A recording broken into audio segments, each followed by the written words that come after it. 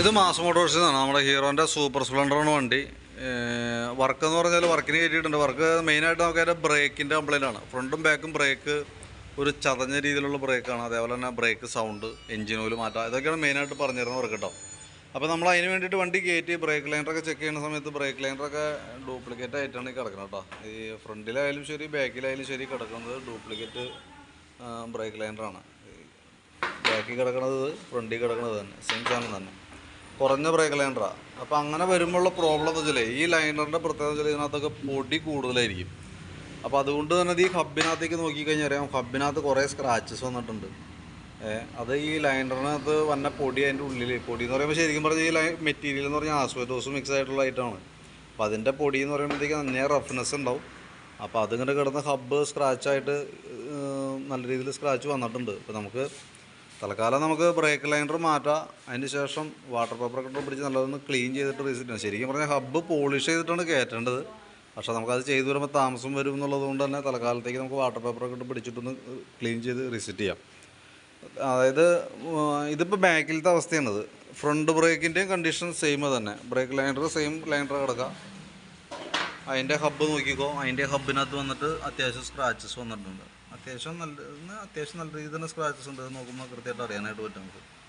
ഇതിൽ തൽക്കാലം പേപ്പർ ഇട്ട് പിടിച്ച് വാട്ടർ പേപ്പർ, നല്ല സാൻഡ് പേപ്പർ ഇട്ട് പിടിച്ചിട്ട് ഒരുവിധം ക്ലിയർ ആക്കുക. അതിന് ശേഷം ഒറിജിനൽ ലൈനർ യൂസ് ചെയ്യുക, കമ്പനി പാർട്സുകൾ യൂസ് ചെയ്യുക. ഇപ്പോൾ ഇതിനകത്ത് നമ്മൾ ഉപയോഗിക്കുന്നത് ഹോണ്ടയുടെ ലൈനർ ഉദ്ദേശിക്കുക. അപ്പോൾ ഹീറോക്കാർ ഒരു അല്പം വിലക്കുറവുണ്ട്, അതുകൊണ്ടാണ് നമ്മൾ ഹോണ്ട ചൂസ് ചെയ്തതാണ്. പക്ഷേ കമ്പനി ജെനുവിൻ പാർട്സുകളാണത്. ഒറിജിനൽ പാർട്സ് യൂസ് ചെയ്യുമ്പോഴുള്ള മെച്ചം എന്ന് വെച്ചാൽ നമുക്ക് ഇങ്ങനത്തെ ഓരോ തലവേദനകളും നമുക്ക് ഉണ്ടാവില്ല. മെയിനായിട്ട് റേറ്റും വലിയ വ്യത്യാസമൊന്നും ഉണ്ടാവില്ല. നിങ്ങളുടെ പിന്നെ എന്തായാലും ഈ റേറ്റൊക്കെ അവിടെ ആയിട്ടുണ്ടാവും. പിന്നെ നമുക്ക് അതിൻ്റെ ബെനിഫിറ്റ് കിട്ടിയിട്ടുണ്ടാവില്ല എന്ന് മാത്രം. കസ്റ്റമർ എന്ന നിലയ്ക്ക് നിങ്ങൾക്ക് അതിൻ്റെ മെച്ചം കിട്ടിയിട്ടുണ്ടാവില്ല. ഈ പറയുന്ന റേറ്റ് തന്നെ നിങ്ങളുടെ ഇത് പോയിട്ടുണ്ടാവും.